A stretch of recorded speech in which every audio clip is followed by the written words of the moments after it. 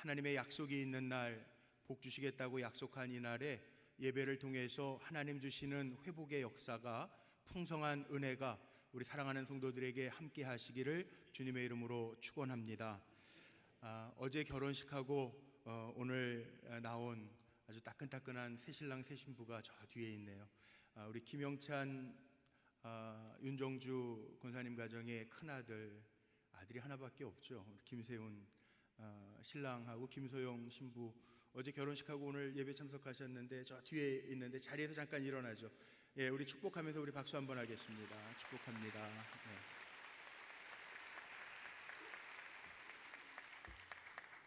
네. 곧 미국으로 다시 가셔서 생활하게 되실 텐데, 미국 가셔서도 예배 빠지지 말고 신앙생활 잘 하시기를 바랍니다.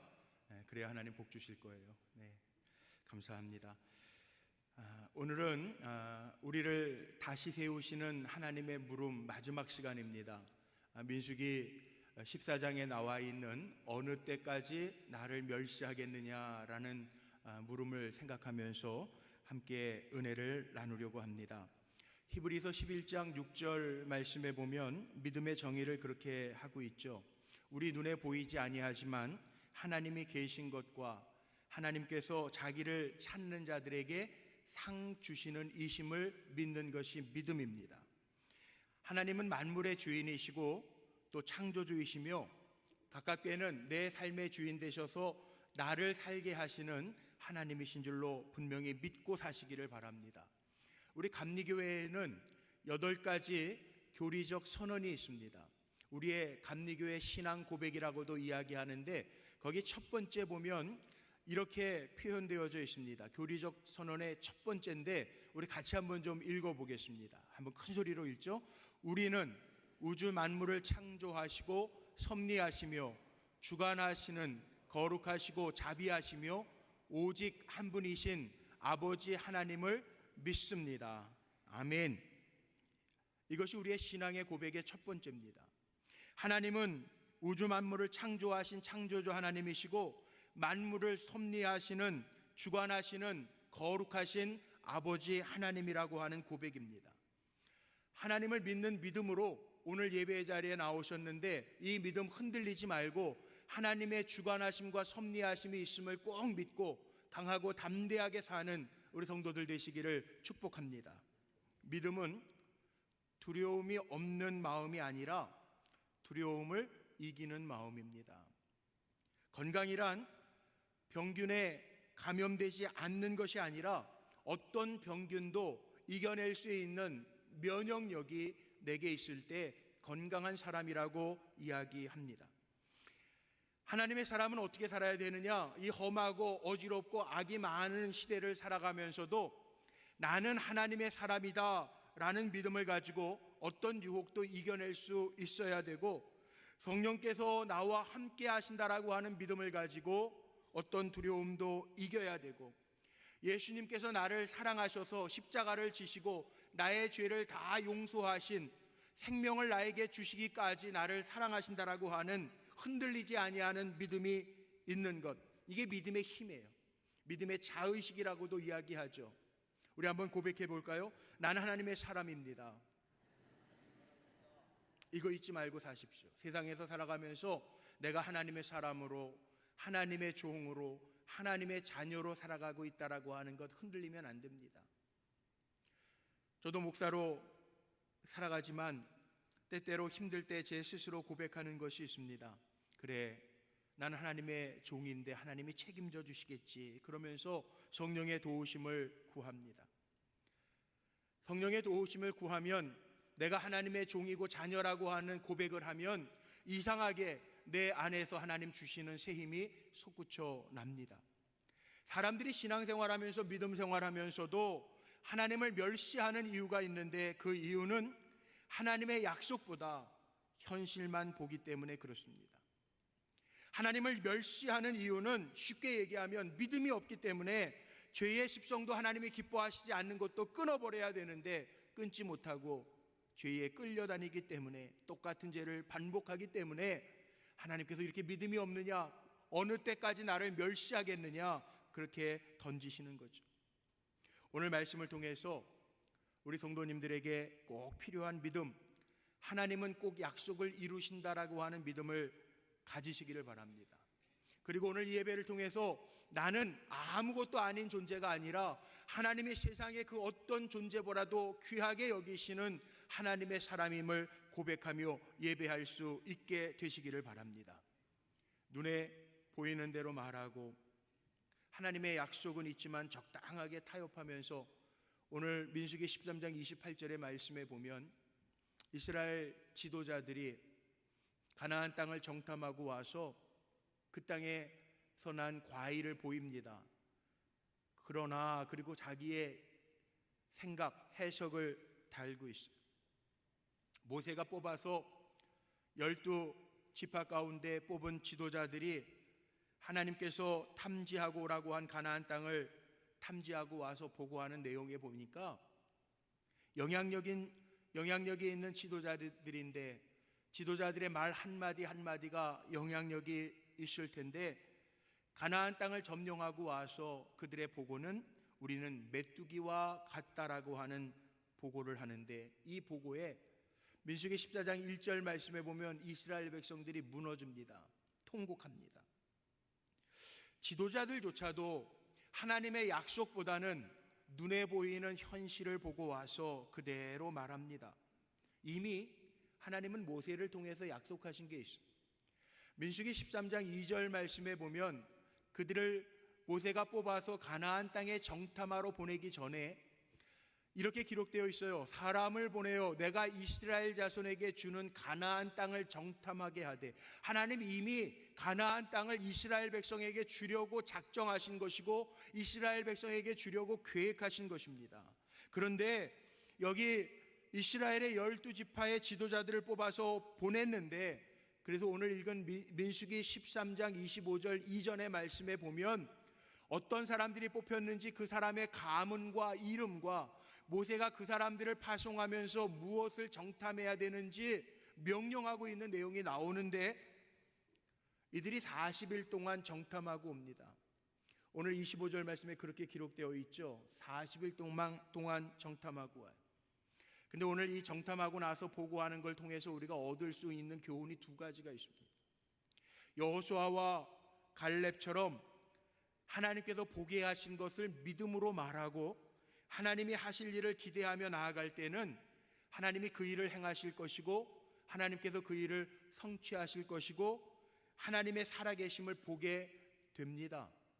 그런데 나머지 10사람은 광야 생활을 2년 안에 마칠 수 있는 이 상황, 가데스 바네아에서 가나안 땅을 정탐하고 와서 하나님이 우리에게 주신다고 약속하신 땅이어서 우리가 지금 광야길을 통과하고 있지만 저 땅은 하나님이 우리에게 주시겠다고 약속하신 땅입니다. 그렇게만 보고했으면 좋았을 텐데 자기들의 해석을 달아요. 보니까 사람들도 강하고 성읍도 견고하고 거기에 보이는 아낙 자손들은 기골이 장대합니다. 그렇게 보고합니다. 2년 만에 광야 땅을 마칠 수 있었는데 이 믿음 없는 보고 때문에, 눈에 보이는 대로 말한 보고 때문에 다시 긴 고달픈 광야 생활을 하게 됩니다. 사랑하는 성도 여러분, 우리 불꽃교회가 저는 축복의 통로가 되기를 간절히 기도합니다. 그리고 교회에 지체된 우리 성도님들도 이 땅에 살아가면서 오늘도 하나님의 살아계심을 믿고 의지하고 선포하면서 예배하는 우리 사랑하는 성도님들도 이 땅에서 축복의 통로로 쓰임받으시기를 주님의 이름으로 축원합니다. 그런데 축복의 통로로 쓰임받기 위해서는 우리가 해야 할 일이 있어요. 우리는 어떻게 살아야 되느냐? 눈에 보이는 대로 말하면서 사는 사람들 아닙니다. 저와 여러분은 하나님의 약속을 바라보면서 사는 사람들입니다. 그리고 14장 8절서부터 나오는 것처럼 갈렙과 여호수아가 뭐라고 보고하냐 하면 하나님을 기쁘시게 하면 하나님이 우리에게 주시겠다고 약속하신 땅으로 우리를 인도하시리라, 그렇게 고백해요. 그리고 하나님을 거역하지 아니하면 하나님 우리와 함께 하심을 보이시리라 약속하고 있어요. 자, 하나님의 축복의 통로가 되는 길은 하나님을 우리가 기쁘시게 하면서 살면 하나님의 약속은 변하지 않는 줄로 믿습니다. 하나님을 거역하지 아니하면 하나님 우리와 함께 하실 줄로 믿습니다. 그렇게 믿음으로 선포하면서 축복의 통로로 다 세움받는 저와 여러분이 되어지기를 소망합니다. 똑같은 가나안 땅을 똑같은 기간 40일 동안에 똑같은 눈으로 살피고 돌아왔는데 10사람의 보고와 여호수아와 갈렙 두 사람의 보고가 다릅니다. 왜 달랐을까요? 만약에 10사람은 봄에 보내고 두 사람은 가을에 보냈다면 이야기가 달라질 텐데 같은 시기에 보냈어요. 10사람은 군인들을 보고 두 사람은 농부들을 봤으면 결과가 달라도 할 말이 있을 텐데 같은 걸 봤어요. 왜 달랐을까요? 10사람은 외적인 현실만 보았습니다. 그러나 두 사람은 배후의 하나님을 보았습니다. 10사람은 지식의 눈으로 보았습니다. 그런데 두 사람은 믿음의 눈으로 보았습니다. 10사람은 자기들의 능력으로 보았습니다. 그런데 두 사람은 하나님의 능력에 비추어 보았습니다. 인간의 한계가 분명히 있지만 하나님은 전능하신데 10사람은 부정적으로 말하지만 두 사람은 긍정적으로 이야기합니다. 잘못 본 10사람은 사람들에게 절망과 비극을 선포하지만 여호수아와 갈렙은 이스라엘 백성에게 믿음과 희망을 주고 있습니다. 하지만 참 안 된 것은 이 10사람의 보고를 받고 이스라엘 백성이 통곡하면서 우리가 차라리 애굽에서 죽는 게 나았을 걸 다시 원망합니다.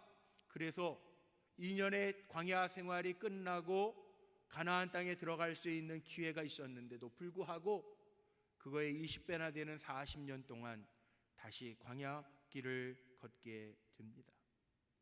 무엇을 보느냐가 정말 중요한 것 같아요.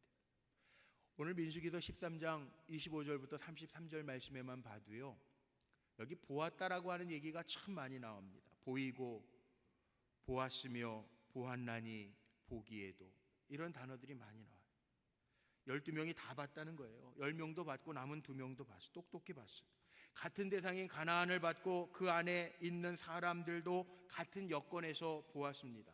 그런데 이들이 본 거는요, 환경의 차이가 아니라 눈의 차이가 있었다는 거예요. 뭘 보느냐? 눈의 차이가 있었다는 거예요. 10사람은 거친 현실과 형편만을 보면서 원망하고 불평하고 포기했는데 두 사람은 하나님의 섭리를 보면서 하나님이 우리와 함께 하시면 저 강한 사람들도 우리의 먹이라, 이렇게 고백하고 있어요. 뭘 보느냐가 정말 중요하죠. 여기 오늘 손주들 봐주시는 우리 할머니 할아버지들도 많이 계신데 요즘에 교회에서 그런 얘기 많이 해요. 우리 성도님들 가운데 손주들 가장 믿을 만한, 손주를 봐주실 수 있는 믿을 만한 분들이 할아버지 할머니래요. 요즘에요.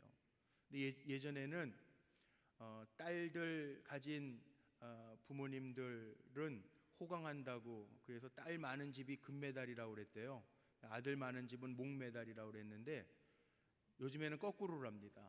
다시 아들 가지신 분들이 돌아온 금메달이래요. 아들 가지신 분들이 오히려 시어머니라 불편해서 아이들 잘 못 맡기고 친정어머니한테 잘 맡긴대요. 그런데 아무리 손주들 봐주시면서 힘들어도요, 손주들, 지금 그 상태에 있는 손주들만 보는 거 아니고 손주들을 보면서 그 미래가 보이기 때문에 희망과 소망을 가지고 정성을 다해서 봐주시잖아요. 우리의 삶도 마찬가지입니다. 우리에게 한번 적용해 보세요. 우리에게 일어나는 사건, 우리가 만나는 사람들, 우리가 당하고 있는 현실, 우리가 당하고 있는 시대, 교회, 사람들 보면서, 사건들을 보면서 하나님을 겹쳐서 보지 못하면 우리도 절망하고 실망할 때 있어요. 우리도 이스라엘 백성처럼 원망하고 절망할 때 있고요. 신앙생활 10년, 20년, 30년 오래 했는데도 하나님 왜 안 계시지? 그리고 하나님 이름조차도 안 부르면서 살아갈 때가 얼마나 많습니까? 중요한 것, 하나님 우리에게 이렇게 질문하시네. 신앙적인 입장에서 보면요, 어떤 일도 하나님의 계획과 섭리가 없는 일이 없는 줄로 믿으시기를 바랍니다. 어떤 일이나 하나님의 계획이 있고요, 하나님의 섭리가 있어요. 우리에게 그 믿음의 눈이 없어서 우리가 믿음으로 보지 못해서 그냥 눈에 보이는 대로 현실만 보고 있어서 이 10명의 정탐꾼처럼 세상적인 이야기 포기하고 절방하면서 끝일 때가 얼마나 많아. 예수님도 산상보훈, 산상수훈을 이야기하시고 나서 마태복음 6장 22절 23절 말씀에 보면 그렇게 말씀하세요. 눈이라고 하는 거 몸의 등불인데 그러므로 눈이 온전하면 성하면 온몸이 밝을 것이요 눈이 나쁘면 온몸이 어두울 것이니 그러므로 있는 것이 빛이 어두우면 그 어두움이 얼마나 더하겠느냐 그렇게 말씀하세요. 이 얘기는 무슨 얘기예요? 우리가 뭘 보느냐에 따라 달라질 수 있다는. 이스라엘 백성들이 2년 동안 광야 생활을 지나면서요 하나님의 기적을 얼마나 많이 봤습니까? 오늘 11절에 하나님이 질문하시잖아요. 내가 이적을 이렇게 많이 행했는데 어느 때나 나를 믿겠느냐? 이스라엘 백성들은 출애굽하기 전에 벌써 10가지 재앙을 다 봤습니다. 하나님께서 모세에게 명하신 대로 이스라엘의 문설주에는 양의 피를 바르고 그 가정의 장자는 죽지 아니하는 뛰어넘는 패스오버 유월절 사건을 보여주십니다. 광야를 탈출해서 홍해바다를 만납니다. 홍해바다가 가로놓여 있는데 그 홍해바다를 벽으로 삼게 하시고 그 바닷길을 건너게 하시는 하나님의 기적을 체험하고 자기들이 다 건넜을 때 그 바다에 수장되어지는 애굽 기병들을 보았습니다. 하나님의 기적을 보았는데 이스라엘 백성들은 새카맣게 잊어버립니다. 지난주에 말씀 나눈 것처럼 고기 먹겠다고 고기가 먹고 싶다고 투정 부릴 때 하나님이 메추라기를 불어넣으시는데 하루끼를 1m 높이로 메추라기로 쌓아두십니다. 다 하나님의 기적을 보잖아요. 그럼에도 하나님이 약속하신 가나안 땅 거기 정탐하고 와서 하나님이 이미 주시겠다고 약속하셨는데 하나님의 약속보다는 눈에 보이는 현실 때문에 주저앉아 통곡하는 이스라엘 백성들을 보십시오. 신앙생활하면서요 뭘 보느냐가 얼마나 중요한지 아십니까? 오병이어의 기적을 보세요. 예수님의 제자 가운데 빌립은 셈이 참 빨랐던 사람인 것 같아요. 저녁 해질 무렵 빈들에 있는 5,000명을 보면서 저들을 다 먹이려면 자기의 머릿속으로 계산해 봐도 족족히 200데나리온이나 되는 돈이 더 필요할 것 같아요. 하나님이 빌립을 패스하십니다. 안드레는 한 아이가 가지고 있는 적은 도시락 거기에 하나님의 능력이 더하여지면 능히 저 많은 숫자도 먹고 남음이 있으리라고 하는 믿음을 가지고 나와요. 성경에는 빌립은 계산하는 사람으로 안드레는 한 어린아이의 도시락을 찾아 주님에게 가져 나온 사람으로 보여지고 있죠. 무엇을 보느냐에 따라 다르다는 거예요. 오늘 예배드리는 사랑하는 성도님들, 연약한 내 모습만 보지 말고 나와 함께 하시는 주님을 볼 수 있는 믿음의 종들이 되시기를 주님의 이름으로 축원합니다. 베드로는 밤 사경, 지금으로 얘기하면 아주 깊은 밤에 물 위를 걸어오시는 주님을 봅니다. 주님을 향해서 이렇게 외치죠. 주여 나도 걷게 하옵소서. 주님을 바라볼 때 베드로가 물 위를 걸어갑니다. 그런데 그 순간에 일렁이는 파도를 보는 순간에 베드로는 물속으로 빠져들어가요. 뭘 보느냐에 따라 다르다는 거예요. 우리에게 여전히 기도의 제목이 있고 문제가 있어요. 그러나 하나님 오늘 우리에게 이렇게 물으세요. 정말 네가 나를 믿느냐? 언제까지 나를 멸시하느냐? 우리 지금까지 하나님의 인도하심을 받는데 여기까지 하나님이 인도해 주셨는데 믿음 없이 절망하고 포기하고 아파하지 말고 오늘 나와 함께 하신 하나님을 바라보며 주님을 바라보며 주님의 능력을 바라보며 내가 당하는 어려운 환경이 아니라 세상의 이야기들이 아니라 하나님의 말씀을 받고 능력의 주님을 바라보며 일어설 수 있는 종들이 되시기를 주님의 이름으로 축원합니다. 다르잖아요. 여호수아와 갈렙은요 같은 걸 봤는데도 하나님이 가나안 땅을 주시겠다고 약속하신 것을 알았기 때문에 그 거대한 아낙 자손들이 우리의 먹이라 이렇게 고백해요. 먼저 개역판 성경에 보면 우리의 밥이라 이렇게 표현하고 있어요.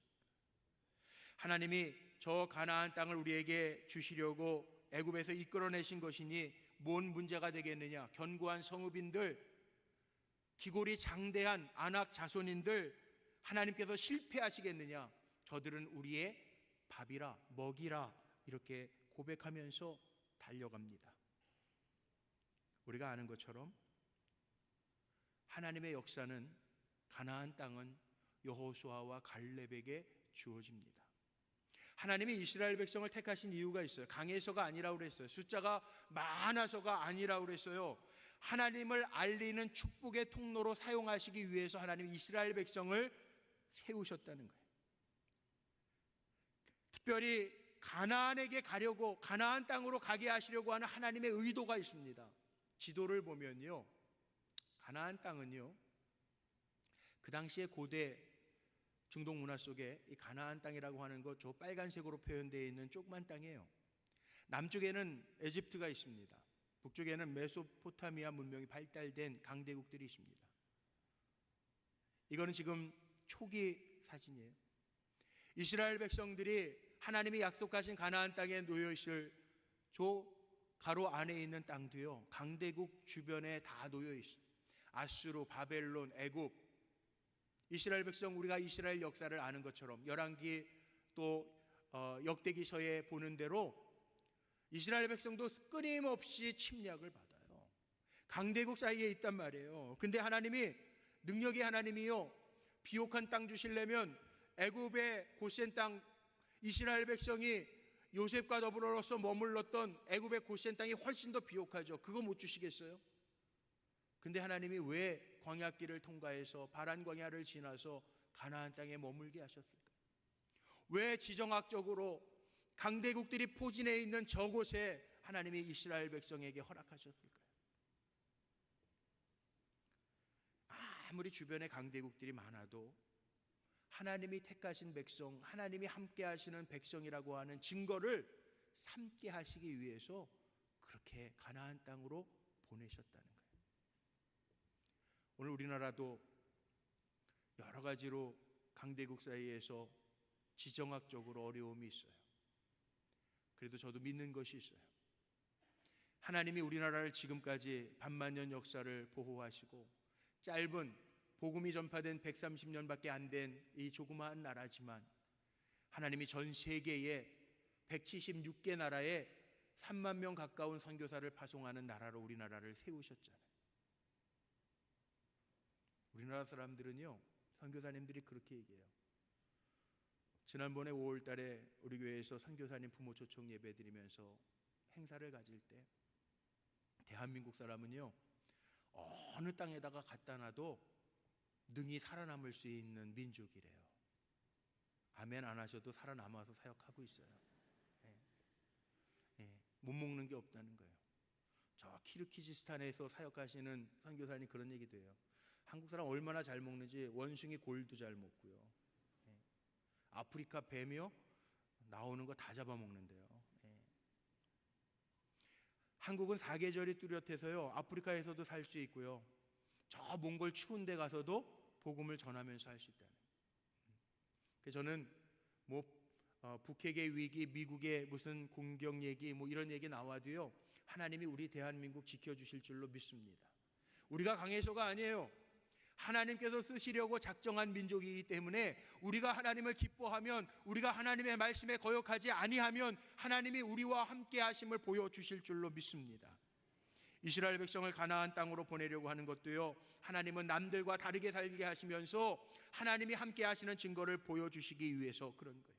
하나님이 이스라엘 백성에게 명령한 거 보세요. 너희는 내 백성이니까 나 외에 다른 신을 두지 말라고 했어. 너희는 내 백성이니까 나를 경배하는 날 잡아서 안식일을 지키라고 했어. 11조를 드리고 도덕적으로 정결하게 살라고 그랬어요. 세상 사람들처럼 우상 숭배하고 음란에 빠지지 말라고 이야기했어요. 그래도 하나님이 책임져 주시겠다는 거예요. 다른 사람들이 7일을 일해도 우리는 하나님 앞에 하루를 쉬면서 예배해도 하나님께서 그 소출을 더 많게 하실 것이고, 10의 1을 구별하여 하나님 앞에 드려도 10의 10을 가지고 사는 사람보다 모자람이 없고 풍부하게 하실 거라고 약속하셨고, 도덕적으로 욕심내지 아니하고 선하게 살아도 하나님께서 우리의 삶을 복되게 하시겠다고. 이게 거룩입니다. 이게 구별입니다. 하나님이 우리에게 약속하셨다고요. 우리 사랑하는 성도님들, 가나안 땅은요 정말 젖과 꿀이 흐르는 땅인가? 객관적으로 보면 신학자들이 그렇게 얘기합니다.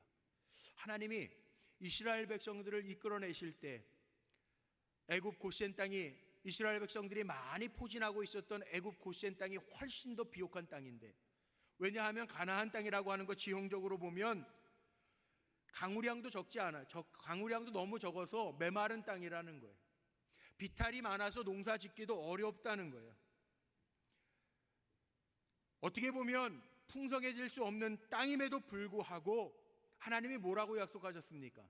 너희가 내 말에 듣고 청종하고 순종하면 내가 이른 비와 늦은 비를 내려서 살게 할 것이고 필요할 때마다 은혜를 더하여 주실 거라고 약속하셔서 그 땅을 젖과 꿀이 흐르는 땅이라고 표현하고 있죠. 우리가 살아가면서 하나님을 멸시하지 않는다라고 하는 이유는 내 삶에서 하나님을 많이 경험하면서 드러내면서 살면 되는 거예요. 내가 강해서가 아니고요, 내 삶의 자리가 좋아서가 아니고 하나님이 우리를 이렇게 축복하셔서 내가 순종했을 뿐인데 하나님이 나를 사용하셔서 이렇게 복되게 하셨습니다. 제가 기도하는 것처럼 하나님의 하나님 되심이 우리를 통해서 드러나게 하신다는 거죠. 우리는 세상 사람들하고 경쟁해서 승리하는 사람들이 아니고요, 내 삶을 통해서 하나님의 위대하심과 하나님의 일하심과 하나님의 성취하심을 보이는 백성이 되라고 우리 불러주신 거예요. 그러기에 우리는 똑같이 세상 사람들처럼 세상을 보면 안 돼요. 지금 삶이 힘들어도, 나에게 기도 제목이 있어도 하나님의 손이 있고 내 뒤에서 역사하시는 하나님의 능력이 있음을 꼭 믿고 기억하시기를 바랍니다. 가데스 바네아, 이 가데스 바네아에서 보는 가나안 땅, 결코 만만하지 않는 땅이죠. 어떻게 보면 10명의 정탐꾼이 본 것처럼 그쪽 사람들은 강하고 성읍은 견고하고 우리는 그들에 비하면 메뚜기에 불과할 수도 있어요. 그런데 그건 세상 사람들이 보는 방법이에요. 우리 믿음의 사람은요, 현실만 보는 것이 아니라 하나님도 함께 볼 수 있어야 돼요. 이게 하나님을 멸시하지 않는 거예요. 우린 누굽니까? 하나님의 사람입니다. 우리 뒤에서 누가 역사하십니까? 하나님이 역사하십니다. 하나님은 홍해도 가르셨고 반석에서 물을 내셨고 하늘에서 만나를 내리신 전능하신 아버지 하나님. 우리에게는 환경이 문제가 아니라 살아 역사하신 하나님을 내가 믿느냐 안 믿느냐, 그 믿음의 문제라는 거예요. 오늘도 하나님을 멸시하지 말고 환경만 보지 말고 내 곁에서 역사하시는 하나님을 선포할 수 있는 종들이 되시기를 주님의 이름으로 축원합니다. 그리고요, 죄 짓는데도요, 우리 똑같은 죄 반복하면서 짓고 하나님 잘못했습니다, 용서해 주세요. 또 시간 지나면 똑같은 죄 짓고 반복하지 말자고요. 하나님 계시기 때문에 저는 분명히 믿는 게 있는데, 여기 여호수아와 갈렙이 고백하고 있는 것처럼 하나님이 우리 기뻐하시면요, 우리가 죄를 버리고 죄 잘 이기면서 내가 하나님의 사람인데, 내가 하나님의 종인데, 그러면서 우리에게 다가오는 수없이 많은 유혹과 죄를 잘 이기면 하나님 우리와 함께 하시는 증거를 반드시 보여주실 줄로 믿습니다. 그런데 우리에게 그 믿음 없고 맨날 똑같은 죄 반복하면서 짓고 하나님 용서해 주세요, 똑같은 죄 짓고 하나님 용서해 주세요, 이거 하나님 멸시하는 것과 다름이 없다는 거예요. 적어도 하나님의 백성인데 한번 이겨보세요. 하나님이 내 삶 속에 어떻게 역사하시나. 창세기 13장 14절 이하의 말씀에 보면 아브라함과 조카 롯의 이야기가 나옵니다. 아브라함은 조카 롯에게 이렇게 얘기하죠. 아브라함의 목자들과 조카 롯의 목자들이 자꾸 다퉈요. 양떼들이 많아지니까 목자들이 목초지를 놓고 다투는 거예요. 아브라함이 조카 롯에게 이렇게 제안합니다. 내가 좌하면 내가 우할게, 내가 우하면 내가 좌할게. 이제 우리가 헤어져야 될 때가 됐나 보다. 그래요. 상식적으로 보면 이스라엘도 우리나라하고 같습니다. 장유유소라고 그러죠. 어른이 먼저예요. 그런데 롯이 자기의 눈에 보기에 좋은 소알 땅을 바라보면서 택합니다. 성경에는 안 나와 있지만 아브라함도 인간이라 마음속에 괘씸한 마음이 들었을지 몰라요. 아, 이 녀석 봐라. 지금까지 내가 같이 해줬는데 조카라는 녀석이 자기가 먼저 고르네. 그럴 수도 있었을 거예요. 실망할 수 있었을 거예요. 그런데요, 하나님이 아브라함을 데리고 올라가십니다. 아브라함에게 이렇게 말씀하시죠. 저 펼쳐져 있는 동서남북을 봐라. 눈을 들어서 저 동쪽과 남쪽과 북쪽과 서쪽을 봐라. 눈에 보이는 땅을 내가 너의 자손에게 허락하리라 약속하세요. 손해보는 것 같아도요, 하나님의 주시는 믿음의 눈으로 보면 하나님 결코 우리를 손해보게 하시는 하나님이 아니시라는 거예요.